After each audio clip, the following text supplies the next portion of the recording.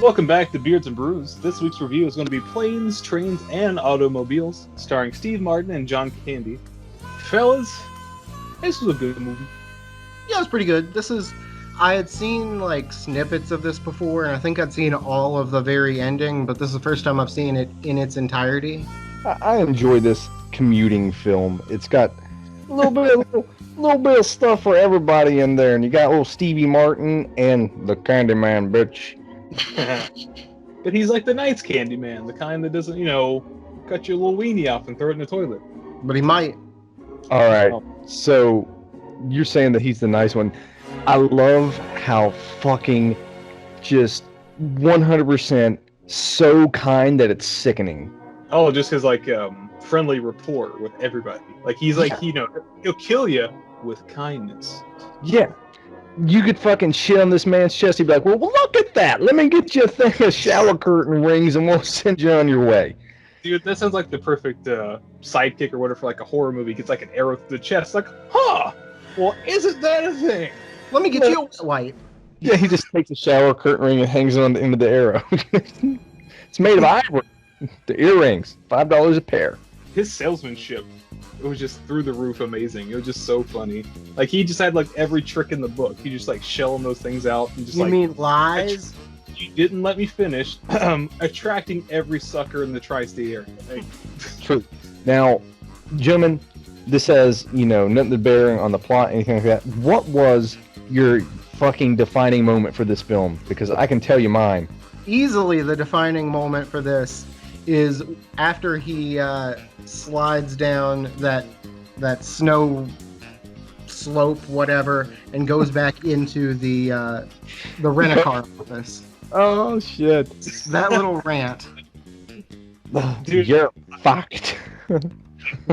I was actually going to say the part where like John Candy was like in the car in the cold and Steve Martin was like in his like spiffy little hotel or whatever, and just like that little dichotomy where like their character traits kind of shift, where they both kind of become buddies or whatever. But yeah. I'm gonna have to piggyback on Chandler's thing because I've been on both sides of that counter. So absolutely. All right. So that scene that you're discussing, brilliant, very funny. We've all had that moment. But for me, the defining moment for this film is right there in the beginning, whenever Candy steals his cab, and then Steve Martin's sitting in the airplane terminal. He's looking across the seats, and he sees John Candy. He's like, man, I fucking know that guy. And he's just taking a minute, and there's like a back and forth of them kind of looking at each other, and then finally it dawns on him, and it superimposes him with that taxi cab door framing his face, and he looks shocked, and he's like, that's the motherfucker. Yeah, this movie has like a handful of gut laughs, and that's for fucking one of them. It's so good. Actually, I mean, you mentioned it beforehand. I completely forgot. I fucking lost my shit at it because it's just like John Candy dressed as he was in the cab at the airport with just the cab door. Yes, it's just the cab door. The fucking everything else in the airport is still exactly the same, just superimposed right on him, and he makes the little shocked face. He's got that stupid fucking mustache. Yeah. I just want to get it out of the way right now. John Candy in this film looks like a fat Hobo Johnson. If either of you know who Hobo Johnson is, he looks exactly fucking like him. It's almost like the fucking goalie from that kid's soccer movie from the 90s grew up to be like a fucking shower ring salesman. That's the guy right there. Damn. You talking about the Sandlot kid? No, I think he's in that one too. Yeah, he's got the backwards hat. But he's in like a movie called like Mean Green or something like that. Yes. Yeah, and he's like right there on the cover catching the soccer ball, like all spread eagle. Yeah. Yeah, I know what you're talking about. He was on an episode of The X-Files where he was a vampire, or wanted to be a vampire. Huh. No idea what you guys are talking about, but I'll let it go. Some Ed O'Neill movie with Rick Moranis. Ed O'Neill with Rick Moranis. You talking about Little Giants? Oh. What? I took a bite of stew and I was like, oh, that's it. But all I got was so I just fucking choked. That wasn't Ed O'Neill. That was Roseanne's former husband. Tom Arnold, yeah. Anyway, it doesn't matter. So, Planes, Trains, Automobiles. Yeah. So pretty much, we start out, Steve Martin. He's got to get home for Thanksgiving. Home is Chicago. He's in New York. He's rushing out after after getting off work, trying to get a cab, get to the airport, and some douchebag steals it right on his cab right from some douchebag steals his cab right out from under him. And that douchebag is John Candy, a traveling salesman who specializes in shower curtain rings for whatever the fuck reason. Yeah, and you see, John Candy's character always has this big ass trunk with him, and I don't know why anyone would have that with him, even in 1987. But it's like a recurring like thing. That's his trademark. He's got that big ass trunk. It's his wife's dead corpse stuffed in that bit. Spoilers. I mean, I thought about that too because it's just like it's such a hindrance, and I know it's supposed to be like one of those like micro things, or like Steve Martin has to put up with John Candy, but like he also has to help him, so that piece of heavy luggage is just that extra, just fucking bit of weight that just annoys everybody. Yeah, for sure. Oh, my back! My back! Looking over his shoulder while dragging the trunk. Basically, every step of the way, he's just like, my lumbago, and fucking limps everywhere, like whenever he needs it, like not necessarily if it's true or not. But you mentioned a scene at the airport where he first realizes that's that motherfucker that stole my cab. And he's reading The Canadian Mounted, like an erotic novel that he should not be reading in public, I'm sure. I think it's like a little poke of the fact that he is Canadian. You know, he started with like Second City Television and all that stuff. Huh. But it's not funny or anything, but the more you know. It's not funny, but that's the joke. But this is, you know, the tone setter for the rest of this film, of John Candy constantly being forced into Steve Martin's existence, and Steve Martin trying to grin and bear it. And you know what? When you think about it, Steve Martin's fucking Squidward through this whole film. And John Candy's like Patrick or something like that. He's just happy-go-lucky, just glad to be there, getting through the fucking workday. And I'm just Squidward, just want to get home to my family. Everything. That's a pretty good comparison, I feel like. I think you're onto something, because there's a line in one of the early seasons of SpongeBob where Sandy walks up to Patrick. It's like, "Don't you have somewhere to be stupid?" And Patrick's like, "Not until 4." But Steve Martin's got a first-class ticket, but because his plane gets delayed, they have to give him a coach seat assignment. And who does he get sat next to? He gets the middle seat right next to our boy, JC. I just have him down as JC the whole time, so I just forgot his name. Now, usually I hate movies where everything goes wrong, because there's always times where you're just thinking, not even outside the box, just that momentary thing like, well, he could have done this and avoid this whole situation. But in this case, John Candy is just so sweet and sincere. Like, even though he's the butt of Steve Martin's joke, him just like taking off his shoes and being the worst fucking passenger on an airplane is just silly, and just it's just kind of just endearing to watch. Well, yeah, let's not paint John Candy as this like perfect individual. Like, I would hate to be around him. He takes off his shoes and his socks on an airplane. You never fucking do that. He helicopters them. He's like, air these boys out, and it's like, just spinning them. Like, come on, man. Yeah, and I think that's how you're supposed to feel, but like, there's something about John Candy that's just like so, I don't know, it's like a nugget of gold there. Some kind of nugget. It's the delivery. It's the way he's doing things. You can't help but just feel that he's genuinely not trying to be a bad guy during these awful moments. Oh yeah, like he even has a line later on where he's like, you know, he's the genuine article, and I absolutely believe that. Yeah. It's like, what you see is what you get. And there he is, stuck with, you know, Steve Martin, again, stuck with him. But there's also this old guy, and dude, that is one of the most heinous fucking coughs I have ever seen in my life. He's got like, it's like the most cancerous tuberculosis cough on the face of the planet. It's so guttural, it's just like... Yeah. Then he briefly wakes up. I'm your Huckleberry. Oh. And that certainly isn't as lustily as you said it fucking forever ago. Oh. He wakes up, he's coughing, got the TB, looks over, see John Candy's, you know, bare feet, and he's like, well, I'll be. No, that's reserved for the full-size hotel room bed that we have a little bit later. Oh yeah. the hotel fiasco. So there's a snowstorm out, and obviously things happen. They can't land in Chicago where they were supposed to. They get redirected to Wichita, Kansas. And once in Kansas, John Candy, he's already on top of things. He's like, look, man, you might want to get a hotel room. You're stuck here. He's like, no, I'm not. He goes, look, they're going to delay it. I promise you.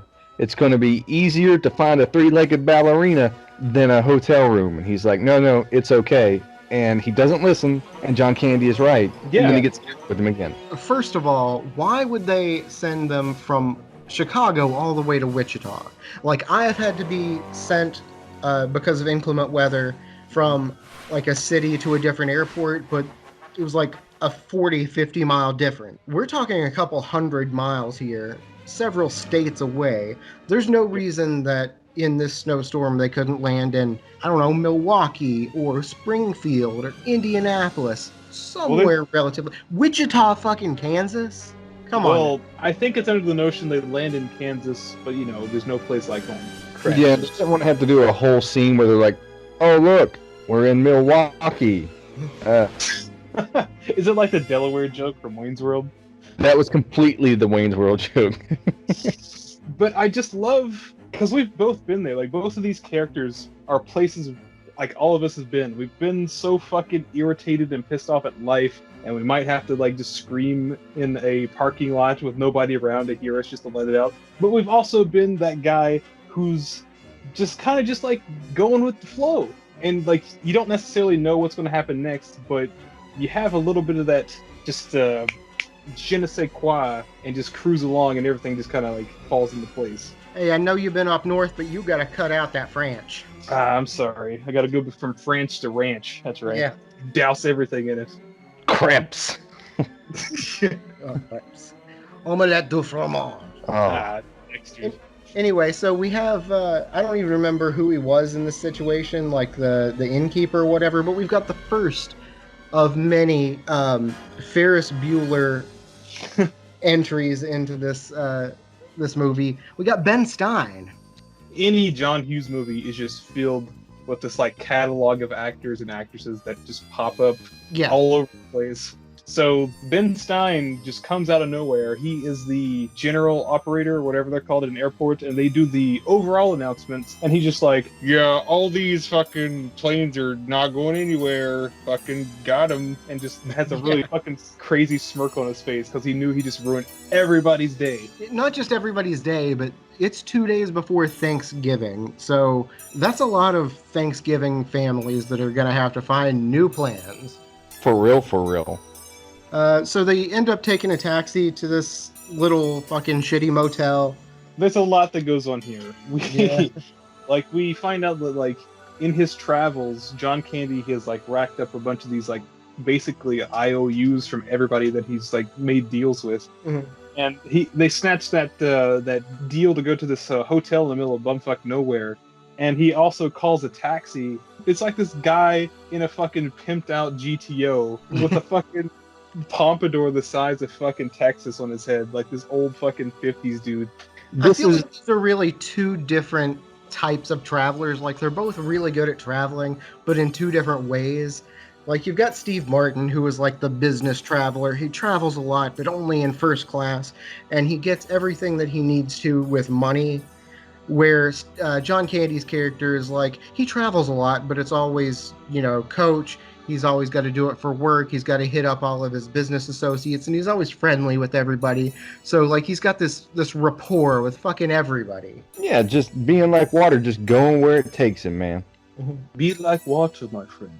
And so he's getting his bed, and the guy's like, yeah, I have to charge you for a double. It'll be okay. And the guy's like, yeah, it's a deal, whatever. And they get their credit cards swapped. Back whenever you had to fucking like chugga the credit cards through that weird machine. It's the 80s, baby. Yeah. And this is another one of those like kind of, you said Ferris Bueller. It's very Ferris Bueller in the way that it's like bow, bow. They walk into the room and there's one bed and the camera zooms to the bed, then to like super in close on John Candy's eyes, then back to the bed, then super in close. I love the way the camera just like doesn't cut back to John Candy. It just like swipes all the way back to his big fucking face with that dumb smile on it too. Just like he knows what's up. Yes. Like, oh man, how are we gonna do this? You want to take a shower? And he's like, no, no, no. Maybe you should take a shower first. He's like, oh, okay. And Jesus, fuck, does that just turn into a mess? Like, the way that this plays out for Steve Martin is just the worst. Like, he's in there trying to take a shower and he has to dry off with a literal hand towel. John Candy has made the most obscene mess, smoking a cigarette in the bed with the magic fingers going, just shaking. It's Yeah, like I'm not sure how he didn't notice all of this when he went into the shower, that the floor was sopping wet, there was no towels. Like, he seems like he would have been more prepared than that. like the dude even like the next morning went in to like brush his teeth or whatever and wash his face, and he didn't see that fucking nasty, disgusting sock stuck in the sink. And when he went to go to dry his face afterwards, he didn't realize he just picked up a giant pair of underpants. I mean, Oh, yeah. it's whatever. Like.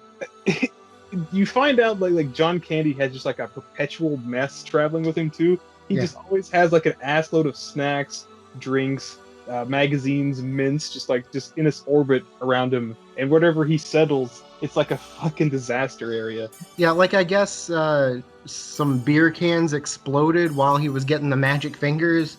And I don't know how this happened, but yeah. Steve Martin even says, he goes, well, I'm sorry that you're laying in the beer puddle. And he goes, yeah, man, because you couldn't figure out that putting an open beer on a vibrating bed is a bad idea. He goes, well, I'm sorry. You want to switch sides? He's like, no, I just want to go to bed. Yeah. He's just so defeated. And then, like, more hilarity ensues. He's got his little, like, trying to clear out his sinuses and everything. And I feel like that's me, to be honest. Laying in bed, like, trying to get to sleep. I've got my nasal spray, and I'm, like, trying to clear. Like, I would be terrible to sleep with. Are you guys there? Yeah, were you? Okay. I thought that was going to go somewhere else. Like, you had a punchline to it. You're just like, that'd be terrible to sleep with. And I don't want to be like, man, maybe I should cuddle with Chandler. No, I'm just saying, like, that's what he's got going on. Yeah, but that's the straw that broke the camel's back for Steve. He pops out of bed. He's like, motherfucker. And then they go back and forth. And John Candy just has like a great, look, you're hostile and intolerant. You're a borderline criminal. This is perfectly PG up until this point. Still. Yes. He has a couple of these outbursts. It's almost like at the end of Christmas Vacation when Clark just goes fucking wild after he didn't get his bonus or whatever. But but like Steve Martin insults John Candy in the most civilized way possible. Not a single F-bomb, not a single curse in his name. And then John Candy throws it back. He's like, okay, you want to hurt me? Go ahead. I'm an easy target. And just breaks him fucking down after that tirade. Yeah, he says, we got this hotel room and I even let you pay for it so you wouldn't feel like you're imposing, which you are.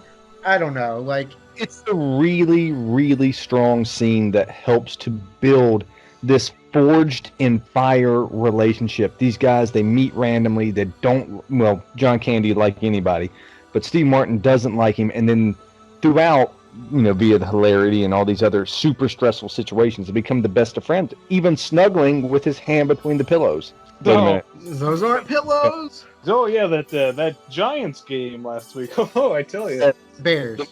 Oh yeah, the Bears. The machismo afterwards goes like, very, very manly things. Manly stuff. How about you? Yes, very manly things. I feel like that's a scene that I've quoted before, even without having seen it. It's just like, yep, those Bears, they're gonna win it all this year. Yep, Bears. I think that's like the default, homophobic thing that guys have. I'm just over here pretending that I'm flexing a little bit. That's okay. Sports, bro. Sports. I wasn't sucking a dick at all. Just fucking going at it. Oh no. But then they go to the morning cafe. They find out somehow in the night, which makes no sense to me, they were robbed. Yeah, like in the last movie, like Last Action Hero, like some random dude breaks in and steals shit, or tries to steal shit. This one too, it's like a scummy hotel they're in. A scummy guy breaks in with a knife somehow and quietly steals their money from places that are like so close to these fellas. There's no way they couldn't hear the guy. Especially since they're sleeping so difficultly anyways. Yeah, I find it a little bit hard to believe, but I mean, some people are just deep sleepers. I am not. I would wake up if like a bug landed on the wall. It's a moment in the movie where I realize that is the movie having to movie personified. Yeah, I guess so. Like, because without him fucking him over like that, like 3 or 4 things couldn't happen later on. True. Yeah. But Steve Martin does get a hold of his wife, says, I'm at a motel with this guy that I met on the plane. This is what's going on. We're going to try and get there today. And this is now the day before Thanksgiving. So they have tried an airplane thus far. There's been a cab thus far. Well, now that the airplanes aren't going, their next logical idea would be, of course, the railroad. Ooh, They're going to try and take the train from, where are they in? They're in Wichita to, I don't know where they are. Cucamonga. Like, well, as somebody who's taken a train before, it's easily the worst type of transportation. And I had like no fucking. I obviously knew like something was going to go wrong. Like, for some reason, trains, they just always fucking break down. They're always late. They're just awful. So it's like, okay, this is just a disaster and just waiting to happen. But before they can even get there, they got to get a ride to the train station, and they call in a favor from another one of Candy's, clientele, Gus. Gus's son is going to come pick him up, and this fucking dude is cinema gold. I've seen this guy in memes before. I didn't know what it was from, but I've seen him in memes. That actor in particular has been in all kinds of movies. I forget his name. But, like, this guy in particular, he has, like, some fucking sinus issues, dude. Yeah, he's, like, chewing tobacco and, like, spitting and snorting and just... Ugh. It's so over the top where he's just, like, not even, like, hawking a loogie. He's just like, yeah, okay, we need to ride, so I guess so. But they gotta get in the back of the truck, back of this pickup truck full of hay. And the guy's like, hey, my wife can help you with the big luggage. And they're like, oh, no, it's really heavy. He's like, well, she gave birth and it came out sideways. And she's skinny and she's short, but she's strong. And then just like hard pass. Yeah. Oh, look, we already got it. Yeah. She comes out and she's like 5'1", maybe 98 pounds, but looks like she's been through some shit. Oh, no. And that shit is probably domestic abuse. Yes. Yep. This is such a good bit because they get in the back and they're back there and it's clearly cold as fuck.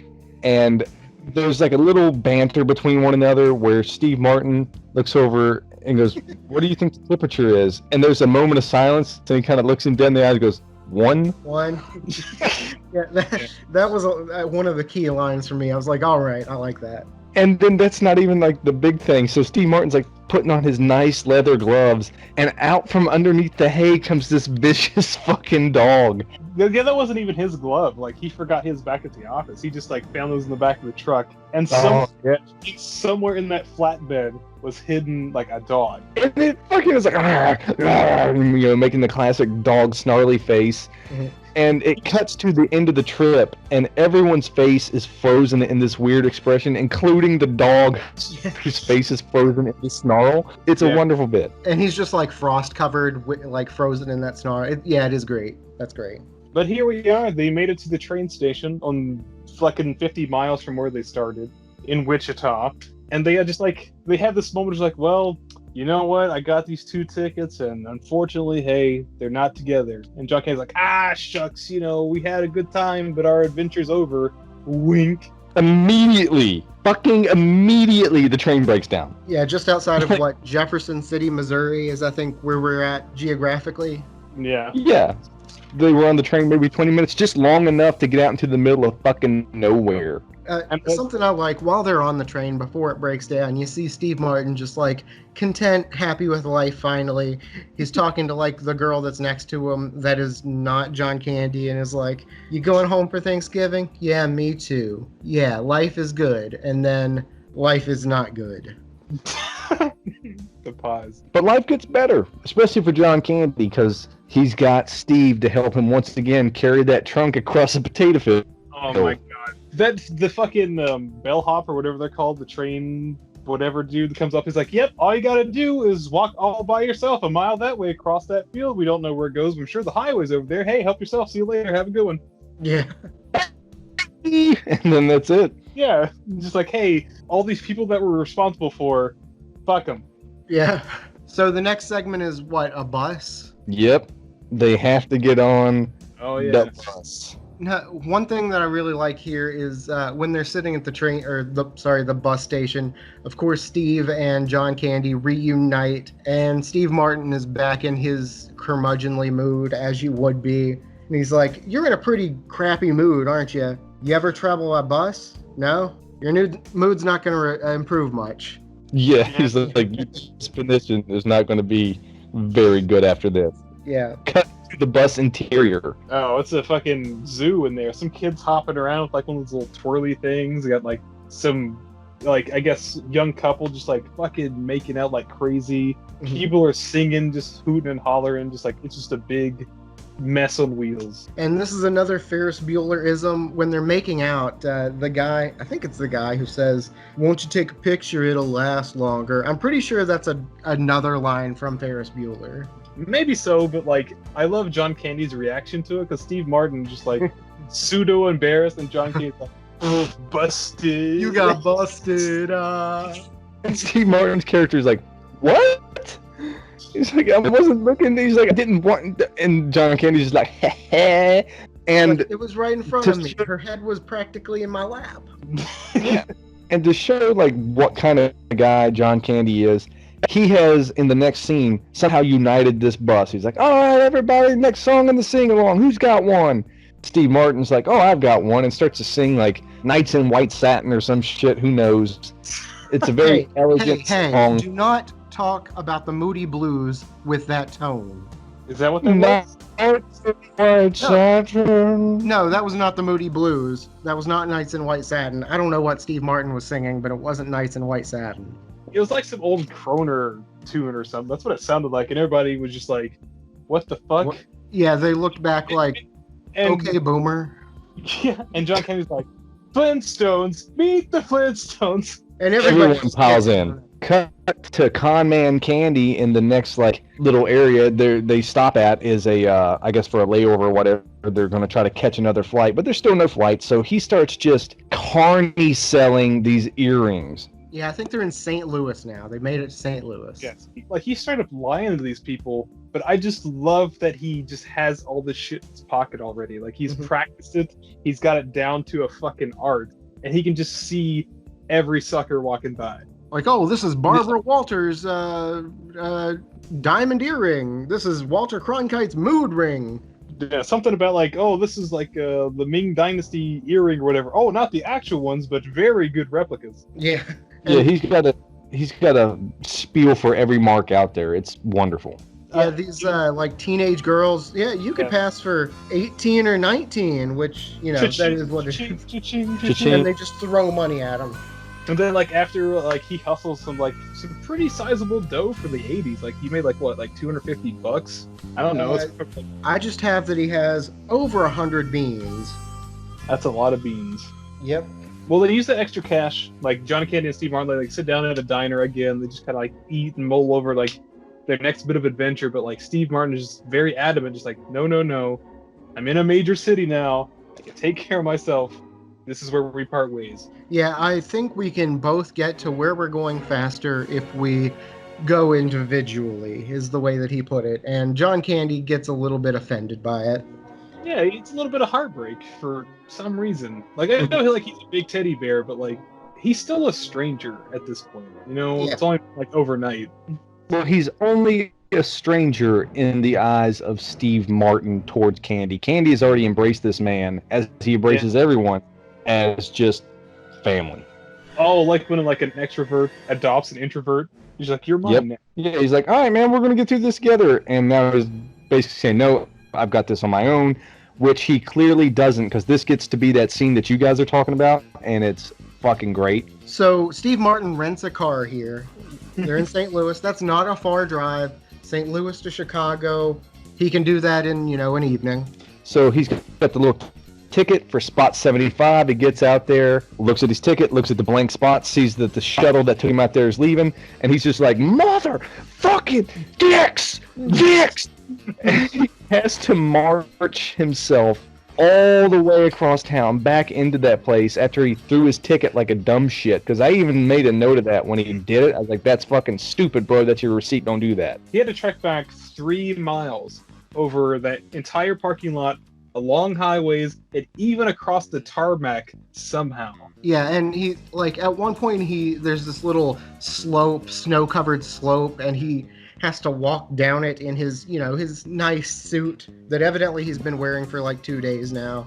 And he slides down it. His hat gets smushed in the slush and run over. He's filthy now. And then he trudges back into this rent-a-car place. Where the mother from Natural Born Killers is sitting behind the fucking counter. That's another Ferris Bueller person. That's the secretary from Ferris Bueller. Sure is. Yeah, I know. And, like, Steve was so right. Like, everything was absolutely in his favor.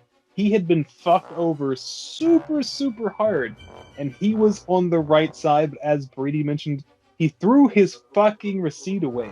This has been a PG to PG-13 movie up to this point.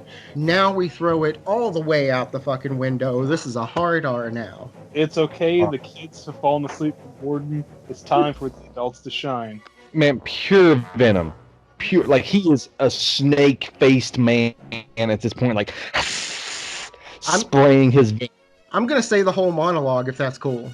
If you can nail it, you deserve a drink. All right. We've got the lady there who's like, can I help you? How can I help you? You can start by wiping that fucking dumbass smile off your rosy fucking cheeks. Then you can give me a fucking automobile, a fucking Datsun, a fucking Toyota, a fucking Mustang, a fucking Buick, 4 fucking wheels and a seat. And I really don't care for the way your company left me in the middle of fucking nowhere with fucking keys to a fucking car that isn't fucking there. And I really didn't care to fucking walk down a fucking highway across a fucking runway to get back here to have you smile at my fucking face. I want a fucking car right fucking now. Well, do you have a receipt? I threw it away, or something like that. Oh. Then you're fucked. That is my favorite scene from the whole movie. That turns this movie completely around, and for that I am gonna have my beer. Have yourself a fucking drink. It's a wheat ale, watermelon wheat from Lost Coast Brewery, 5.0% ABV from Eureka, California, I think it is. That's a good idea. Yeah. And I just straight up stuck the foam right into my nose. My nose. I did. It went inside. Oh no. It doesn't really have that much aroma or anything. There might be a little bit of like wheat or watermelon there, but the flavor is pretty tame, honestly. Like, even for what it is, I'd expect it to have a little bit more flavor than it does. Now that was going to be my question, because watermelon, like grape, has 2 significant flavors. One, actual watermelon, or 2, just this brainwashed corporate idea of watermelon, like the stuff they put in suckers and stuff like that, just flavor. Yes. This is like if you saw... No, let me start that sentence over. This is like if you had a bland wheat ale and you showed it a package of watermelon Jolly Ranchers. Okay. It was like, yeah, all right, I can do that. No, you can't. It's like the Ditto Pokemon that just didn't work. Just like... Oh, the eyes are all wrong. Like, I'm kind of fine that it is so lightly watermelon flavored, because if it was any more, it would just taste like candy. So, like, I guess it could be worse. I think it could be a lot better if it was a little bit saltier, if this was like a Goza instead of a wheat ale. I might actually try my next one with like a little bit of salt around the rim or something like that. But overall, like, it's fine. I'm not going to complain about it too much, but I'm not going to love on it too much either. Sounds like you're having a real mediocre time. Speaking of, Steve Martin's having a hell of a day. Yeah. After all this, he walks outside and he's just had enough. He's like, fuck it, taxi, let's do it. I don't even care. I got the money. Let's fucking do it. He goes, hey, cab guy, I want to go to Chicago. He's like, you know where you're at, right? And he goes, yeah, I do. Let's fucking go. And he's like, well, I don't like the way you're talking to him. He goes, shut the fuck up. Let's fucking go. And he's like, that's it. And blips him in the face. He almost gets run over by a car. And guess who it is? The Candyman, bitch. Who is it ever? It's always John Candy. He's just permanently there. It's almost like this is just his purgatory or his hell. You know, just like he just can't get away from John Candy. Yes. He gets crotched grabbed and drug out of the street by his balls, and Candy references it and gives him a hard time. I thought it was just going to be this passing thing that, like, this grown man was picked up by his junk.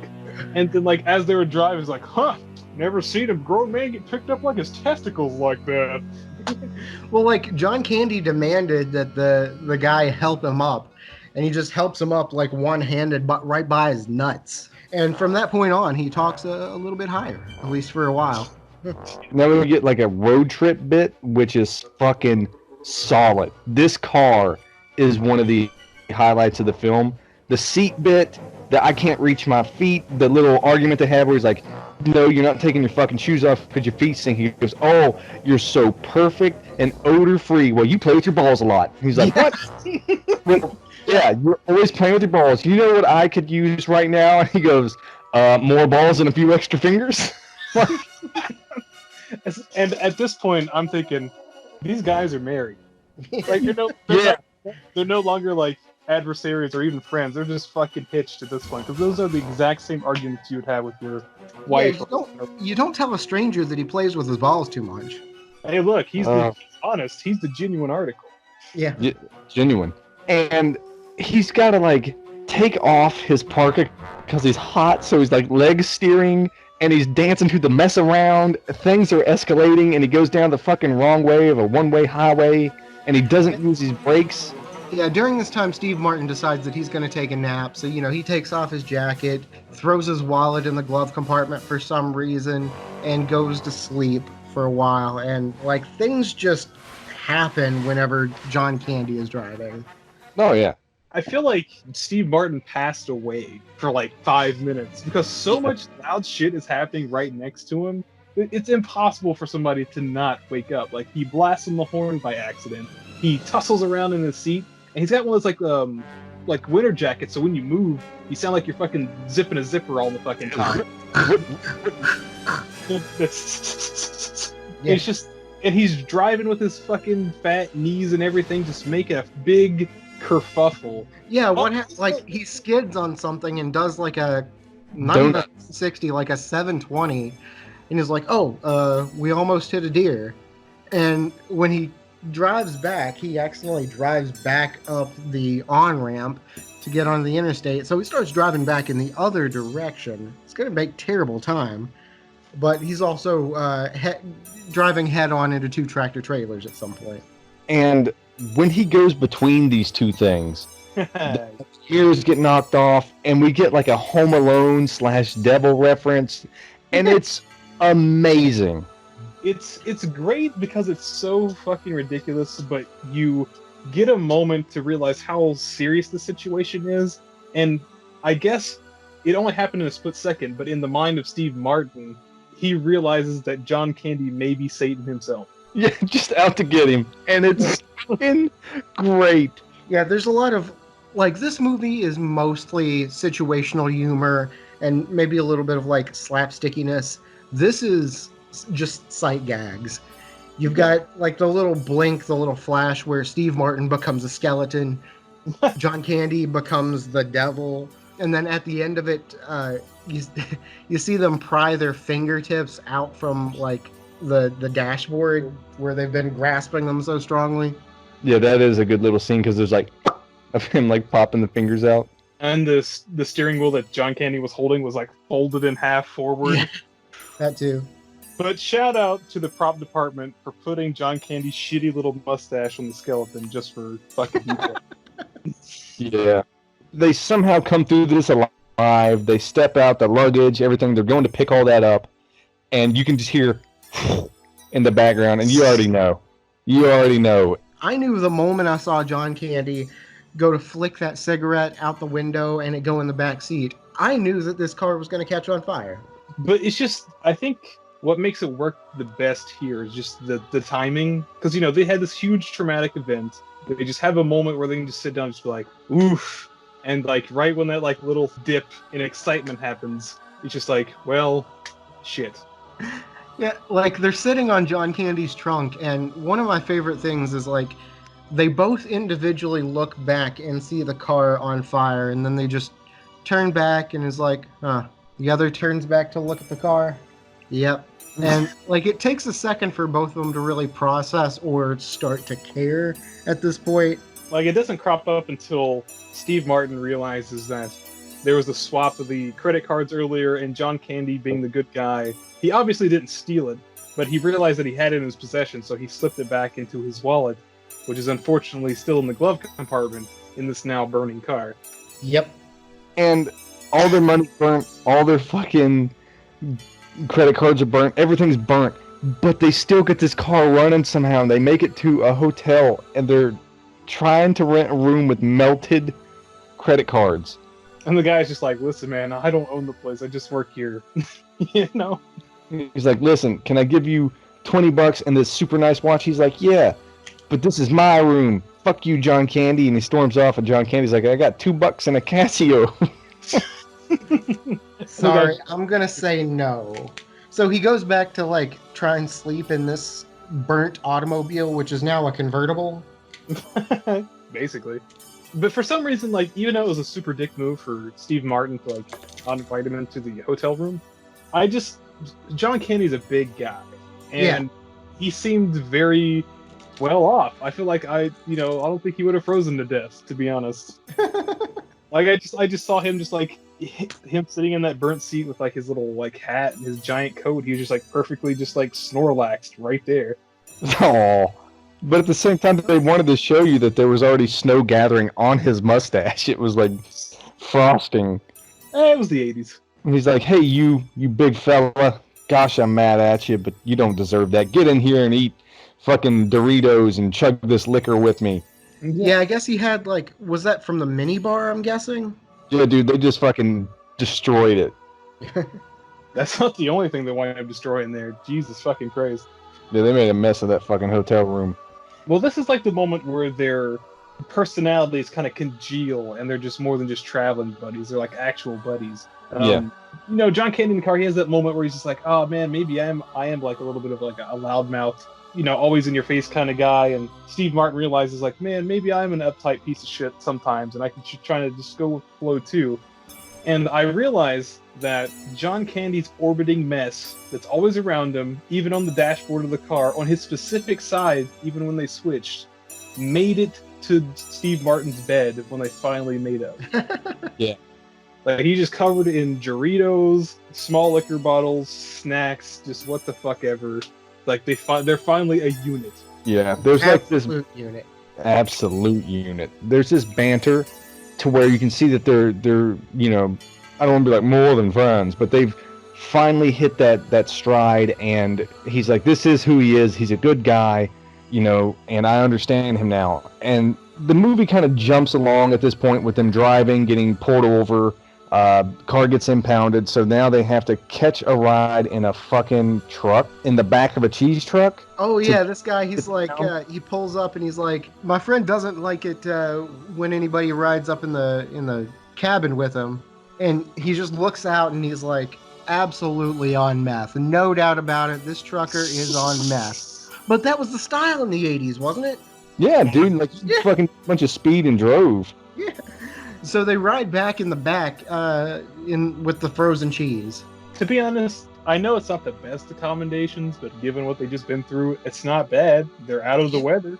They're not going to be frozen to a dog or anything. Yeah, they're going to get to where they're going. Now we get the finale, and to me, this pays off so much that if you're paying attention to the movie, you get it, and when it does pay off, you went, yes, I fucking knew it, and that's fucking really cool. And if you weren't paying attention, they string it together for you piece by piece. Mm-hmm. And it's a beautiful little ending. It's really good. It's very somber and very sweet. but I do want to point out it borderlines on fucking crazy. Stockholm syndrome. Not just that, but like, that moment where spoilers, you realize that John Candy's wife had passed away forever ago, and the way he talked about her the entire time just made it seem like he was just out for business for maybe a couple months. It almost like he just turns into a stalker at that point. I mean, he could have. Like in this movie, he most certainly does not. He's a big teddy bear, but I feel like in the wrong hands, this movie would have been straight up creepy. Yeah, well, he explains that he can't, he hasn't been home because since his wife died, he can't be there. So the road is his home now. So he stays out, meeting new people, basically living many adventures to keep his mind off the depression. And I guess that makes sense. Like, I didn't really, I got that his wife was dead and, some other things, but, I didn't piece it together that way until you just now said it. Now, the movie does have, that moment where it shows you again, but I didn't feel it until he had that little stink face in the motel. Steve Martin's like, hey, you found someone to spend the rest of your life with you. Now, isn't that grand? He just has that look where he just, that 1,000-yard stare. He's like, yeah, brother. Because, he furrows the brow, he scrunches the lips together. There's the wrinkles in the nose. It looks like he's almost angry because he wants to cheers to that, but he can't because she's gone. And there's a lot of stuff hidden in here throughout. And they're not saying it's like a masterpiece in any way, shape, or form. It's not super subtle. It's there to be found, but it's good. It's done well. And it also gives Steve Martin as a character to realize, hey, I've been a total shitbag to this guy this entire time, and maybe this is my opportunity to be a better person and go back and bring him home for Thanksgiving. Yeah. And that's what he does. Super cool. And that he just, throughout life, for these characters, that John Candy would go on and leave. But definitely Steve Martin's character would invite him back for the holidays, and he would become Uncle Dale. Or Uncle Buck. There it is. Ooh, there it is. Good fucking job. The movie wraps up, this a neat little present. Both Steve Martin and John Candy go back to Steve's house. All his family are there. They're happy to see him. They even had that really special moment with his wife where they both kind of realize the hell they've been through, but it's nice to see that you're not fucking dead.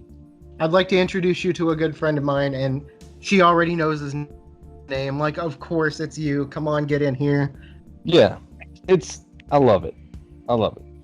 Yeah. And I think I like it more now that I've talked about it a little bit. Well, it's that moment of reflection. That happens with a lot of stuff. You'll see a movie or play a video game and it ends and you're just like, man, I feel kind of empty. I have no feedback to give it. A week later you have a think or a talk about it and you're just like, wow, this is actually something. Yeah. And I feel like with repeated viewings, I might appreciate this even more. It's this movie has the schmaltz that John Hughes was incredible at during the 80s. This situation that these characters are in are ridiculous. And if you are in a bad mood, it could be irritating. Like I mentioned earlier, you don't like to watch movies where things get progressively worse for seemingly no reason. But there's just this sweetness, this heart in the middle of the movie that isn't so bright that oh, this is a kid's movie, this is just right on the nose. No, it's just this sweet center that just carries through the movie. It just kind of holds everything together, makes it endearing, and just a real treat to watch. Yeah, now I'm not gonna say that I loved this. It's probably in my second tier of John Hughes films, but this was a good watch. It's funny. There's a lot of really good things about this that could have only come from this movie or this kind of movie and at this time. But I think the ending really does a lot for it. It's not just this really annoying guy and this stuffy guy both trying to get to the same place. Both of these characters grow a good bit through the course of everything that happens, and I think I like it a lot more after talking about it. Yeah. Very enjoyable movie. It's one of those heartwarming comedy from that time, and it's good. I miss movies like this. They can be funny but teach you a lesson.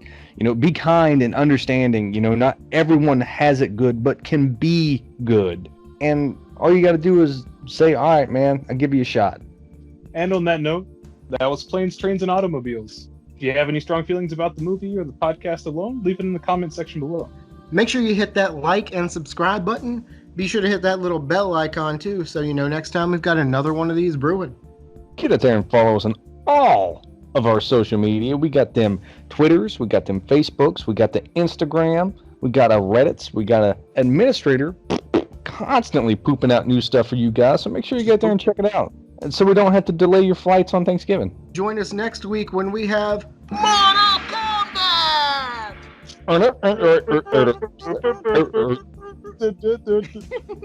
All three of us was like,